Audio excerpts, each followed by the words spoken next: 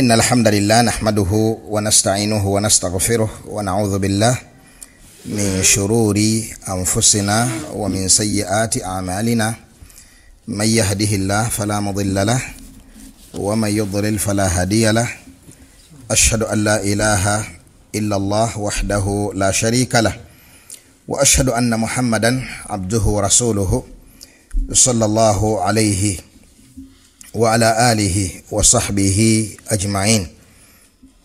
تجينا مماسو نوكرابا إشبينجا cha جماعة التبليغ مرسالة نجتسمى هذه دعوتنا وعقيدتنا يا العلامة مقبل بن هادي الوادعي رحمه الله رحمة واسعة.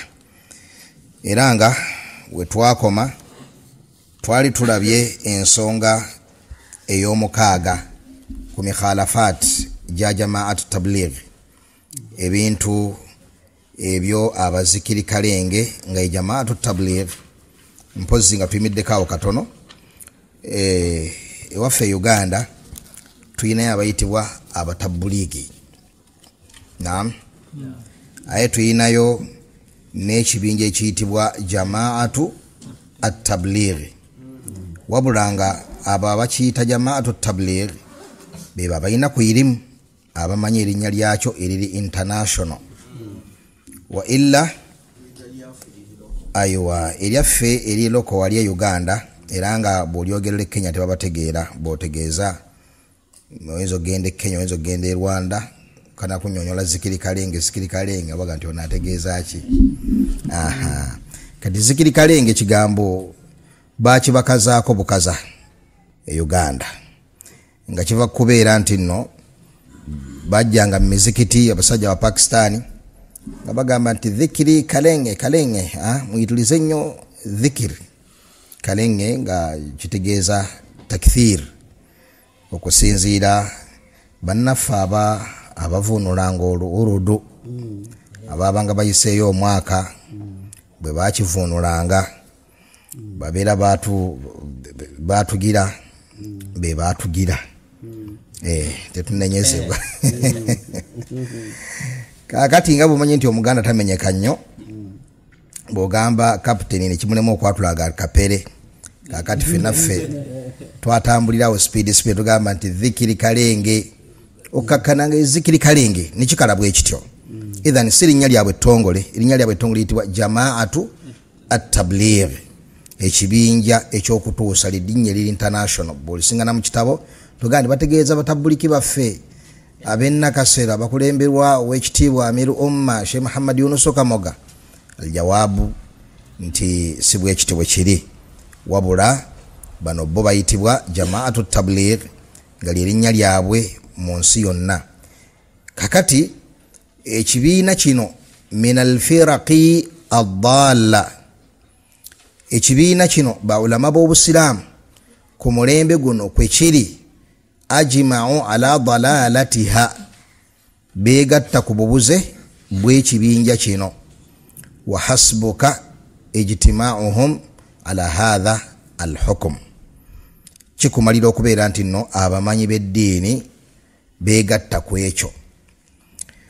Omuntu agenda koma kubeera ku bulungi ebbanga lyamalanga agulumiza ekintu bawulama b'obusiraamu kye beegaseeko.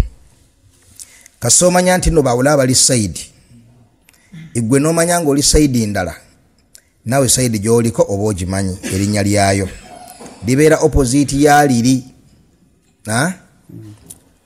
Lirinnya ki? Bamanyi. Kitegeeza nti eno gy'oli wadde onnyonnyola nnyo, wadde bakunnyonnyodde nnyo, wadde ebintu bikulabikiddenga, naye bwe weetegereza bw'osiriikiridde gwe noonya kintu kimu, baulama bali luddawa ku nsonga eno. Wokka wakumalira wallahi okubeera ng'owona, wokka wakumalira okubeera ng'okola otya? Ng'owona. Adribu lakum mathala, mbawa ekyokulabirako ekyangu. Natambula nentuuka mu Dar al-Hadith bishihr ya Sheikhuna Abdullah ibn Umar ibn Mar'i al-Adini rahimahullah. mu biladi Hadramaut mu gwanga lya Yaman mwaka gwa 2005 kuntu muhibban li Usama ibn Ladin hubban jamma wa hubban shadida nalina okwagala okuyitirivu eri omusajja oyo Osama mutabani wa Laden okwagala okususse ekkomo nali mwagala olwagala oluyitirivu ila daraja nti nabanga nenjogera ku masjidi gye nali nkulembera Masjidi Saadi wa Kaliga nga ngamba omuwanika waffe ku masjidi nga mugamba teri n'omu ayina kujja gy'oli n'abaako sente yonna gyakujjako amaana y'obusiraamu okujjako singa Osama bin Laden ajja nazikusaba yola byozi okola otya omuwe oyola byozi n'omuwa yenjogera gyennakozesanga okumulaga darura y'okukuuma ensimbi ezo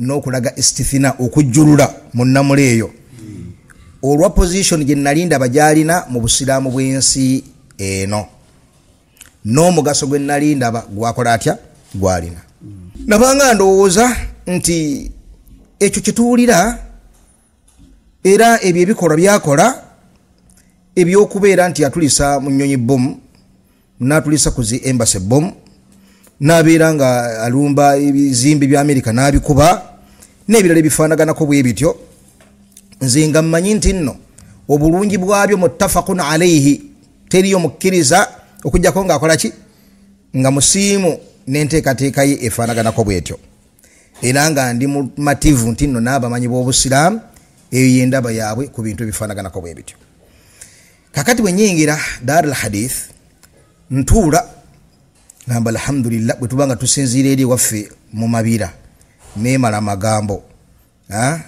waliwo ekibira ekirala kyojjukira waawo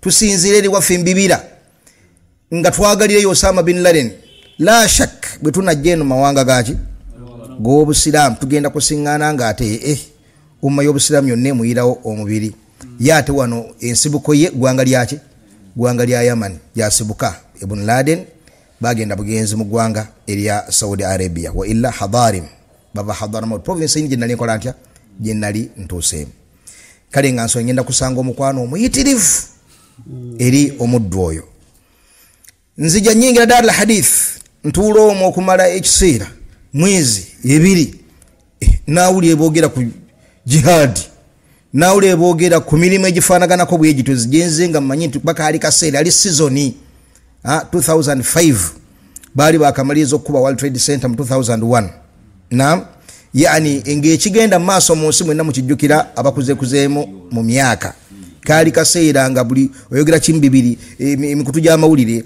TV buli wamu wonna kikigenda mu maaso kyekyo kale nga nsuubira nti ngenda kusanga kati mwezi ebiri sina kyempulira esatu kyenava neekuŋŋaanya mpolampola nengenda mu nsonda waaliwo omu ku basomesa baffe ayitibwa Abu Nafi Salim al-Kalali hafidhahullah y'omu ku bamashayikhi abalungi abagenze mu maaso n'okukola daawa ey'ekitiibwa mu ggwanga lino ne mugamba waayi mali la arakum tadhkuruna Osama mwe mwabakya kuno abatoogera ku Osama omwezi ne guyitawo ebiri esatu siwulyanko kigambi nga mukyogeraku ku kituuti kyava ngamba nti takusuda Osama man Osama kigwotegeeza temugamba Osama bin Laden nenga dhaaka mufsid otegeeza Osama dhaaka mufsid uyu musajja mwonoonyi mu nsi ekigambo kyanzikamu kasaiqa ngaladdu bwekuyitamu bweti eno oludda wajenzize billah bino bitonde ki byennyingiddemu ndaba basomesa obusiraamu ahsan ma yakun mu nsomesa singa ddala okubeera eki naye nawulira ekirungo ekyo nga kibulamu neŋŋamba nedda wano olw'ekitali kituufu kakati bwe ŋŋenda kuzimu ku mpagi z'abasomesa aŋŋamba nti dhaaka mufsid nawulira nga laddu empitamu nemmanya nti abantu bentuuseemu si bantu baki si bantu batuufu nemugamba Osama nangana olulimi lwali lufu naye nga nsobola okugamba okuexpressinga feeling yange nemugamba omusajja alwanyisa abakafiri omusajja awaniridde umma omusajja agirawa nangamba dhaka mufsid ijlis tula osome la takhudhu fi hadha ibitu tobiyingirira tonnabako kyotegera ku ddiini tonnabako kyoyiga ku busiraamu tula osirike ojja kubitegeera nenekuŋŋaanya neŋŋenda ku mpaji yange nensirika nenga mpulira nti nawabye ewantu wendi siwe wantu wenali negomba okubeera nga nkolaki nga ntuuka wakad kuntu sa'altu rabbi nali nsabye Allah edduwa ssatu nga ndi mu kkubo naam emu ku dduwa era yali ekulembera Allah ntuuse mu bantu abasinga okubeera ku ddiini gyakolaki gyayagala kakati bwe neekuŋŋaanya nenzira ku muti ku mpaji ya masjidi nensirikiraawo obugumiikiriza nga ŋŋamba nti ayi Allah nuŋŋamya eri abo be nakusaba ontuuseeko amma bano bali ku waliyiwo ogamba bamuyisaamu amaaso musajja kisoboka ku mulembe ani ayinza okugenda mu Amerika nayita mu defense z'amawanga ag'amaanyi nakuba ebizimbe ebyatubeeranga ku mutwe naawe oluusi ebikyakuli ku mutwe olwaleero ayina endowooza ekyalowooza nti nno abo basajja basufu nnyo mu ddiini yaffe ey'ekitiibwa ebikuliko byebyandiko teekako n'ennyongeza kitegereka neŋŋumira awo mpolampola ennaku ne ziyitawo omwezi ne guyitawo kakati tuba tuli awo budde bwa magaribi omusomesa waffe ow'ekitiibwa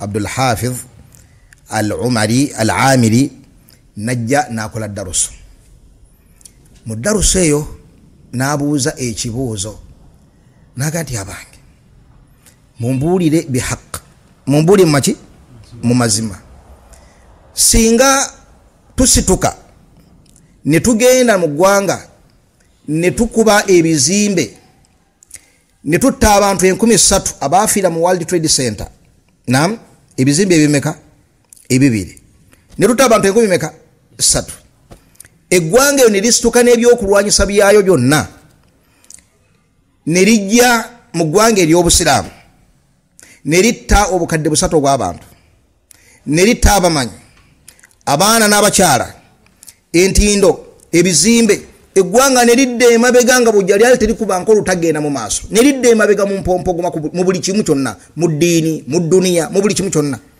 baani abeera baganyuddwa mu kikolwa ekyo kitegereka wano nga sinaleeta ansa Allah gye yannyingiza mu mutwe nga naawe nsuubira nti yekuyingidde naam naye wano tuyigawo nti oluusi osobola okubeera nga olina akabubi akakutte ku maaso nga si kuba nti amaaso gali mu kitangaala kiraba ne kuliko akabubi kali awo nno katono keetagana osobola n'okukayuzaako okajjako n'oluki n'olugalo amazima twali tulaba ekyagwa ku Afghanistan n'ekyali kikyagenda mu maaso mu Afghanistan mu kuzikirira kw'abantu okutokomoka okuggwawo kw'eggwanga eryo naam olwekyo ekyali kyakolebwa naye nga tetwefiirayo ku ebyo ebigenda mu maaso ennamba y'abakyala etonyako bbomu emisala n'ekiro n'abaana n'amasomero nabiki byonna okusaanawo kw'abasiraamu byonna nga tetubiteekako birowoozo ffe tuwagira kantu kamu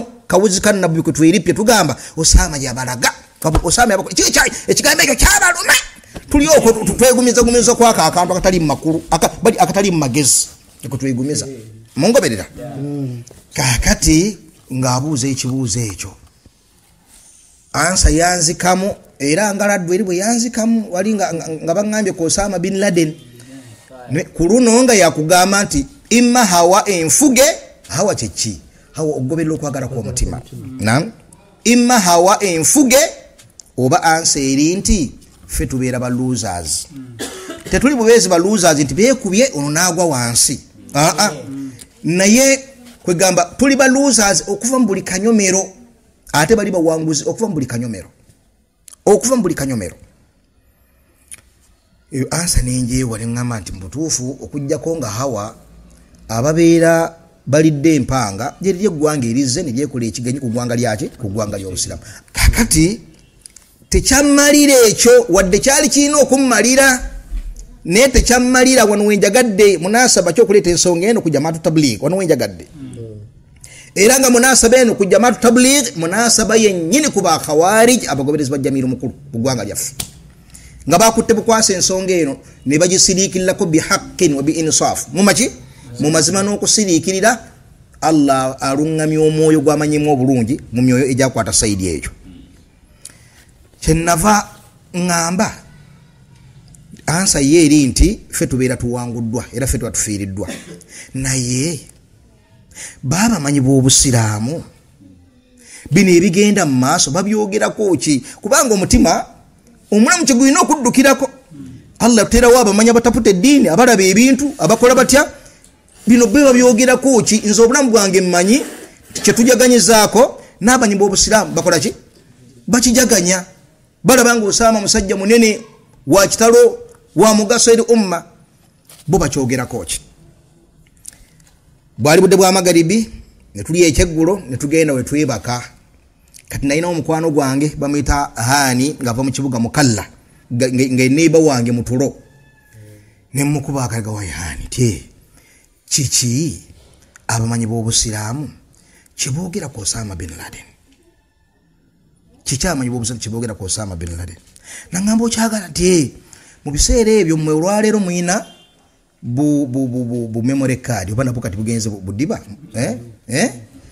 bukyaliko n'obuleka bugenda kakati ffe twalina ziteepu zino eza kaseti muzimanye ezakagundi ezokwetoloola ezo ezakaguwa nga tuba nebu kaseti abaana bwe bakwatiranga Qur'ani bwe babanga bagala okubaako duruzi bejjukiza bwe batyo bakolanga wahakadha kyavanga oyagala okumanya nti alhamdulillah nakwata akasawo ke yali alinawo najjayo tape najjayo akaredio ke kamusijji twakayitanga musijjiri nakajjayo nakabikula nantera mu kaseti nampa obuki nampa buno obuntu bw'omumatu buno earphones nanga uliriza nentandika okuwuliriza.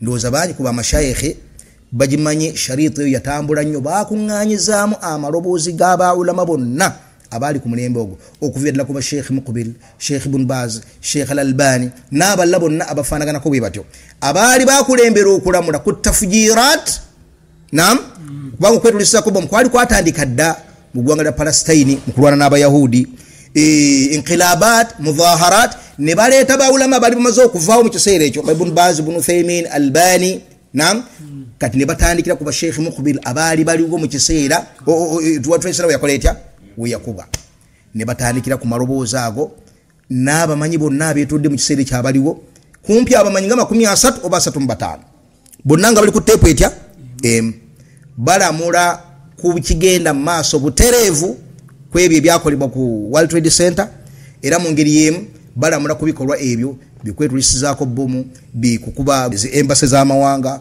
okutta abasajja abalambuzi abazungu ababa bafunye olukusa okuva ku mukulembeze w'omusiraamu okujja mu ggwanga lyaki jjukira fatwa yaliwo nga mutte buli muntu yenna nam ave buzungu asingana mu ggwanga lyaki oli agadde okujja alabe okulambula Saudi Arabia musajja muzungu oba ava Denmark oba ava mu Amerika oba ava luddawa fatwa ya Osama bin Laden yaliwo n'Abu Qatada ba Faisal abo bakanganga bagundi ba takfir kati nga sharito eramula kubikolwa bya Al-Qaeda mu kiseera kye yaliwo ISIS yalite najja nam ebikolwa byayo byonna nga baleeta omumanyi bamwe kumpi dakika nga 2 zokka n'afulumya hukumu ye abamanyi bonna ab'omulembe bonna ne baleeta amaloboozi gaabwe nam nga balamula obwa haram bw'ebikolwa bya Al-Qaeda yali ekulembera Osama ibn Laden mungoberera kakati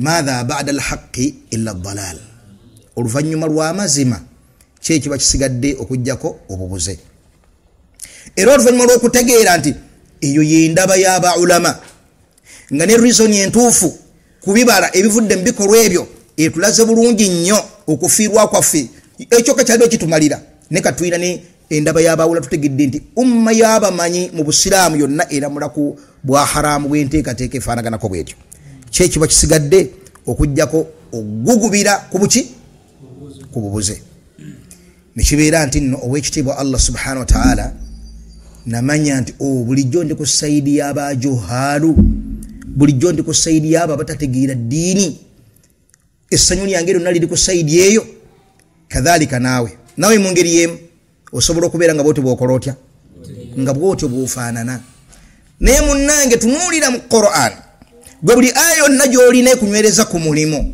naam either omulimu gw'obwa khawarij bw'obeera mu bagoberezi ba Jamiru Mukulu oba ku mulimu gw'obuzikiri kalenge bw'obeera muzikiri naam buli aya yonna banno gye bakusomera gwe naawe bukawo enta bbiri ogenda osome aya Allah ng'akusindika eri abamanyi ayati zayitirira okubeera ennyingi twaziraba misomo egy'enjawulo gye tuzze tusoma nga tulaba obukulu bw'okubeera nga ensonga ziba tuzizza eri babulaba b'obusiraamu nga Allah subhanahu wa ta'ala yennyini yakola atya yatusindikira abamanyi abo. Kale munnange kimanye nti sayidi yonna gy'oliko nga teriiko bamanyi oli ku sayidi ya butamanya. Ne bw'ogamba nti seeka wange yannyonnyodde nnyo gundi kasoowulira ng'aganne kati abamanyi bo temuwuliza bamanyi abo. Abamanyi kizibu kya umma eno. Abamanyi be boonoonye eddiini. Abamanyi basse eddiini kaseseeka yonna omuwulira nga kati bwabeera nga abamanyi be boonoonye eddiini olwo kisoboka okubeera nti abatamanyi be bagitereezeza. Kisoboka? Kwanukula nti nedda. Kale gwe kiteeke common sense ebbanga lyonna nti nno woolaba wali abamanyi we wabeera okumanya ku nsonga. Ate woolaba watali bamanyi waba tewali kumanya kutereevu kuki ku nsonga. N'olwekyo olina kubeera nga weewala odde wali abamanyi. Oyinza kati mu abamanyi kati amanyi bonna mwe mugamba nti balungamu. Amanyi bonna mugamba nti balungamu. Ekyo si ekibuzo kiyinza okujja. Okwanukula nti abamanyi abalungamu bamanyiddwa bidharuratil fitra. Bamanyiddwa ku bubumbu obuki obulamu. Era Allah abaako abamanyi umma yonna nebeegattako nti bamanyi. Hatta ne firaq ezitabaagala nga zibakakasaako nti baki bamanyi. Nga ba khawarij bakasa nti Ibn Baz mumanyi. N'abazikiri kalenge bakasa nti Ibn Baz mumanyi. Bakasa nti Albani mumanyi. Ne ba khawarij bakasa nti mumanyi. N'abasalafu bakasa nti mumanyi. Naam. Kadhalik genda ku Sheikh Ibn Uthaymin rahimahullah. Genda kwaba abo betwegattako ffenna. Olabe endaba yaabwe ku zikiri kalenge eriki. Endaba yaabwe ku ba khawarij eriki.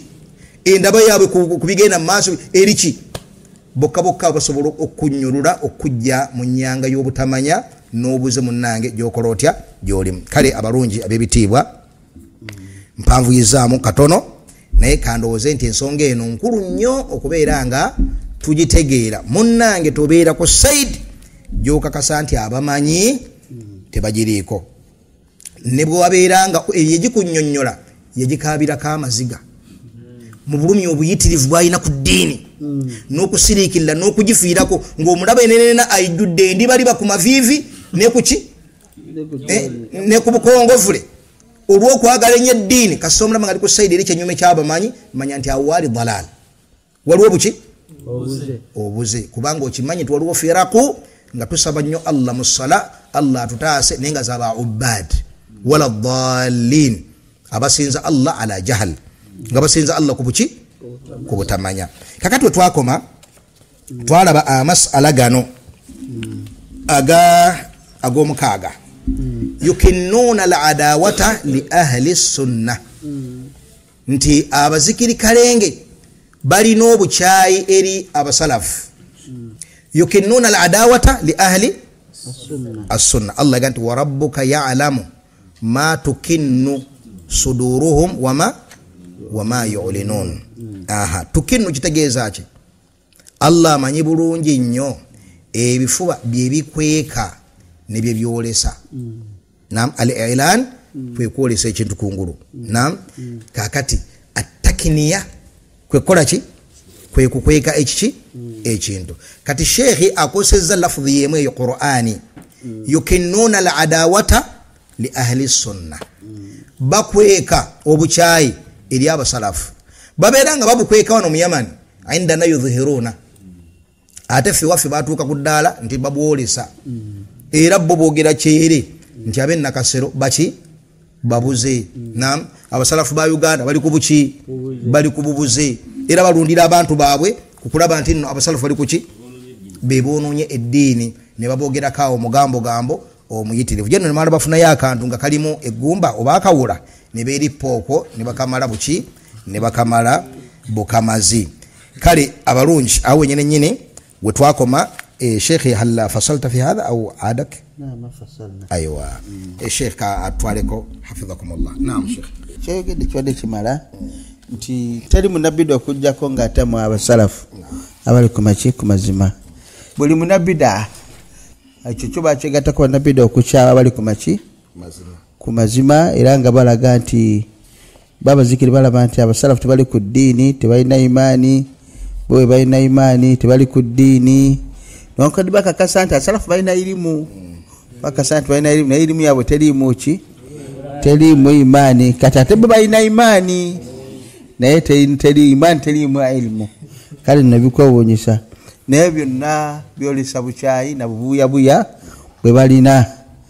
Lwaki batama abasalafu ba ahli sunna? Lwaki batama ahli sunna b'abasalafu? Kubanga bavaayo ne boogera ku buze bwabwe, ne beekesa abantu, ne babanja mu bantu nti abanga abantu abo temubeewuunya kutambula nga bakoteka emitwe wansi n'obuzigaziga bwe bakaaba balimba, tebali ku mazima. Kubanga abantu abamu naddala ba'awamu nnaasi yaghtarruuna bidhalika, balabanga batambula bakotesa emitwe wansi, basaala esswala, bakaaba obuziganga nti abasajja baleka balina eddiini. Kitende ekyo kitendo ky'abanabida bonna batutamwa tukimanye. Newankubadde basobola okwesaasisa nga bekwesesizaako oluusi balina akakodyo ke bakozesa naddala ku basalafu ng'okuwaanawaana. Bonna sheekh oli mulungi, tolinga bali, kubanga bali bwe bagamba tolinga bali, kubanga bo bavumira banabida abo. Kati gwe baga nti gwe oli mulungi tokola otya? Tolinga bali abavumirira, manya nti bakulimba tebakwagalangako. Era okakasa ekyo gwe oliva noga nti nabo bakyamu, basi ogenda okukola ekitegeeza. Kibasanyuddeko ggwe kusuulirira buvunaanyizibwabwe. Nolwekyo tukyegendeza ekigambo ekyo. Ekyomusanvu, yuzahiduna an-nasa anil ilmi an-nafi talmihan wa tasrihan. Batamisa abantu, bagoba abantu ku ilmu ey'omugaso. Ng'ekyo bakikola oluusi bayinza obutakikola butereevu, nga balaza nga balaga nti ilmu terina mugaso, kikulu imaani, oba oluusi okusarraha bitera okulabikira mu byokulabirako byabwe nga balaga mathalan ti omuntu okubaako n'omu ne profession gy'alina mu mirimu nga nkati ebikugasa ki? Ebinyonyi byasoma, ebinyonyi birina ofiisi naye tebifuna riziki. Kale bakitandika okuleetera ebyokulabirako ebifaanana bityo, n'otamanya nti gwe togenda kuba kinyonyi, naye nga biraga nga balaga nti okuba ne profession yonna mu mirimu gy'edduniya byakumala budde. Bw'osoma kyonna ky'osoma mu mirimu gy'edduniya gino egirimu ebyenfuna eba giyingiza riziki, baga nti ebikumenyera bwereere. Bw'osoma kusoma kuno okw'eddiini baga nti imaani basahabati rasulillah basooka kufuna imaani oluvannyuma irimu nekola etya. Kati bo basooka kusaka imaani kasenejja ate irimu tebagisoma, naye nga bakasa ti basahabati rasulillah basooka kufuna imaani oluvannyuma irimu nejja, naye nga sikituufu. Basahabati rasulillah basooka kufuna irimu era oluvannyuma imaani nekola etya. Byatambulanga bitya byombi, so tebalina kyebakola kyebaleka. Kale ebyo byonna bageneramu kugoba bantu okumanya. Lwaki batamisa abantu okumanya? Kubanga teri agenda kusoma n'ategeera okujjako agenda kumanya ensobi zaabwe n'obubuze bwabwe. Era mu byo bekesa abantu okutula mu masaajidi z'abasalafu nga balaga nti abasalafu abo babi nnyo, babeera bavuma omulimu, bakuba omulimu, kubanga kimanya omusalafu agenda kubabuusa bwe banaakola ki? Banaatuulawo. Ekyomunaana, yarawna annahu la najata linnasi illa an tariqihim wa yadribuna ala dhalika mathalan bisafinati nuhi man rakiba fiha naja wa man lam yarkabu halaka wa yaquluna inna da'watana kasafinati nuh wa qad sami'tu hadha almathal minhum fi al-urdun wal yaman. Sheikh agamba nti yarawna balaba abazikiri kalenge annahu la najata linnasi, teri kuona abantu bagenda kuona. Bazikiri kalenge balaba teri muntu yenna agenda kuona illa an tariqihim, yenna nauna anakuwa muzikiri, teri atali muzikiri agenda kuona jahannam oba kuzikirira. Kati balaba nti okuona kwonna inakuwa muzikiri. wayadribuna ala dhalika mathalan era bakira okuba nga mathala tukifune kya ekifaananyi ekyeryato lya nabbi Nuh alayhi salam nga bagamba man rakiba fiha najali bagala eryato eryo awona nga balaga nti okubeera omuzikiri olinga ebagadde ekyalyato lya Nuh bw'obeera omuzikiri owona waman lam yarkab halaka ate bw'otalirinya ozikirira. Sheikh agamba yaquluna era bagamba inna da'watana kasafinati Nuh era bagamba abazikiri ti daawa yaffe eringa bw'olaba eryato lya Nuh alayhi salatu wassalam. Sheikh agamba waqad sami'tu hadha almathal minhum ekifaananyi ekyo nkibawuliddemu nnyo fil ordoni wal yaman ordoni ne yamani ne Uganda nga bwe tugenda okukiraba mu maaso nti bo ekigendera kyabwe kuŋŋanyiza abantu mu muzikiti na kubabuulira byafaayo n'ebyokulabirako n'ebifaananyi so se kubasomesa ddiini n'okubeera nga abataasa enzikiriza yaabwe.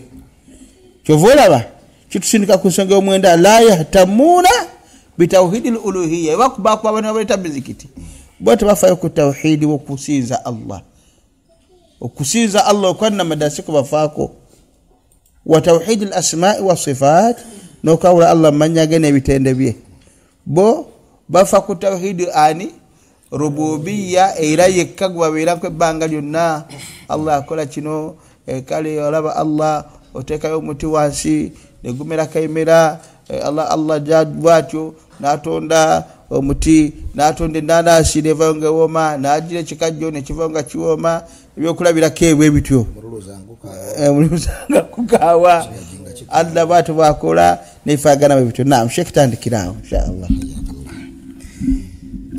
La yahtamuna bitawhidi al-uluhiyya.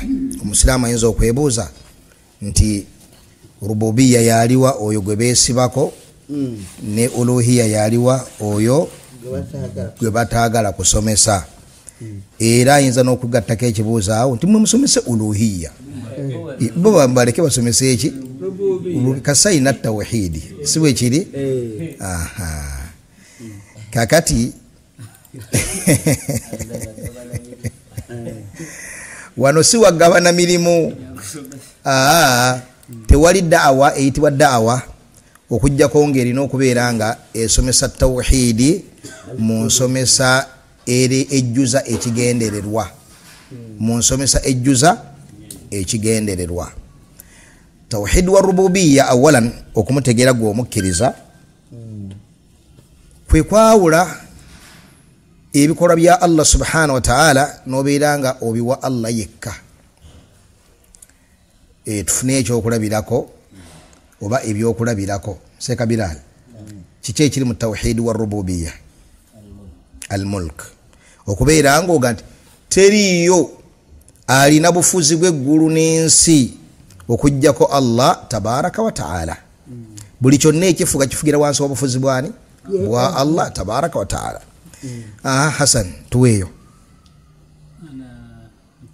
at-tadbir teri yakyusakyusa kintu kyonna mu nsi okujjako Allah yatujja mu buto natwala mu buvubuka natwala mu busajja bukulu ayi natuzaayo eri mu buto fi ardhali al-umr netubanga abatabanko basajja bamaanyi otundandise okunafuwa amaaso tegakyalaba olususu lutandise okwesika okunyiiga nam wahakadha.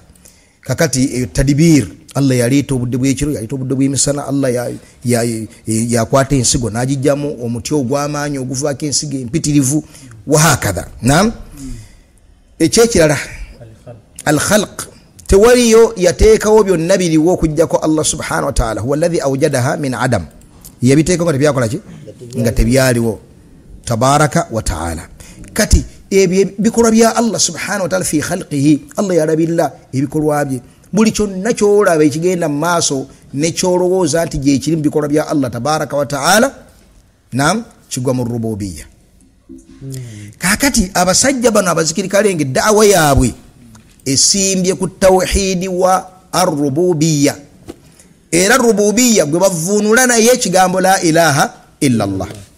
La ilaha kitegeeza la khaliqa illa Allah la raziqa illa Allah. Kitegeka bulungi teri yalabilla bantu okujjako Allah bannange mujje ebitonde mu mutima teri yalabira abantu okujja kaani Allah ne basiisira oli ayinza okusomesezawo obuzikiri nakutula ekitambala ekisooka nakutula ekyokubiri nakutula ekyokusatu nakutula ekyokuna namenyera okwemigga emiyitirivu gye bakola batya obulaali ne bukunkumukira okwo ng'asomesa ku la razika illa Allah buli watuuka atunulira bwana nasooka nyibalamu katono nnyo abamu ayinza n'okuba tanatandika kwogera yogere kyaleke ki n'atulika n'akaaba naye nga ekyo kyayogera bw'okuba entasa 3 n'obuuza ana Maria ali waali gw'olengera ali omukazi omukatuli kino gati ani avunaanyizibwa kutonya kw'enkuba nga ga Mukama ani ameza bino ebitone abifuula emiti eminene Mukama ani Mukama buli kintu Mukama kitegane eyo si eddaawa tesindikisangako nabbi Abu Jahali tagikyawangako Abu Lahabi tagikyawangako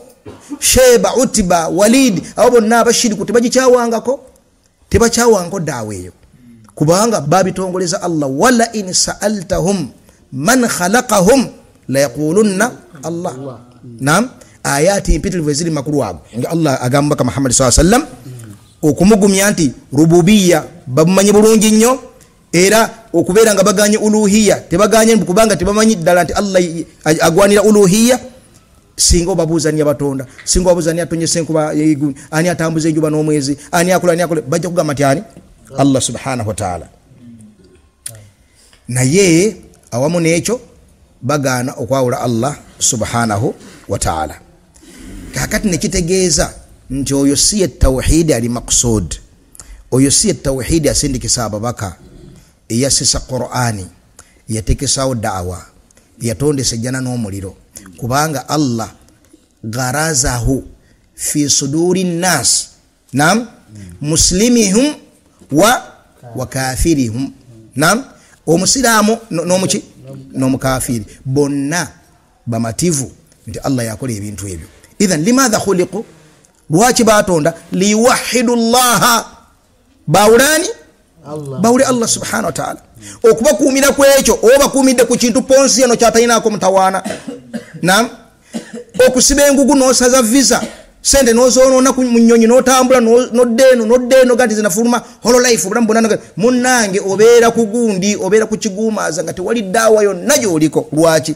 ponsi eno tagirinaako muki ponsi eno tagirinaako mutawaana ne kemera tagirinaako zafiri tagirinaako mutawaana okitegedde bulungi bapasire bagirinaako mutawaana bonna baga mukama wa buyinza mukama akola bino kati nawe nyini ddaawa gy'okola otya gy'oliko wabula ddaawa alfasila baina alhaq walbatil yagamba abantu kati n'oyo gwe mumanyi akola ebyo gwe muyina okusinza yekka bwe musinze ekitaliiye mufuuse bakafiri gwe munnanga alina essabo toli musiraamu gwe munnanga alina ebigali toli musiraamu gwe munnanga agira bwati toli musiraamu ekyo ne batandika okukikola babasinza luti bane bagamba nti ffe dawa yaffe gavumenti zonna zijagala gundi netutuuka bannabbi dawa bajagala tewaliwo newa papa tugenda lwaki kubanga babalaba muli mpologoma ezitaliimu mannyo ezitalina njala zezitambula gundi ogikwata n'ogisiisiriza buuti ekitegedde bulungi naye olunaku lwe mutandika okubuulira abantu lwaki Allah yabatonda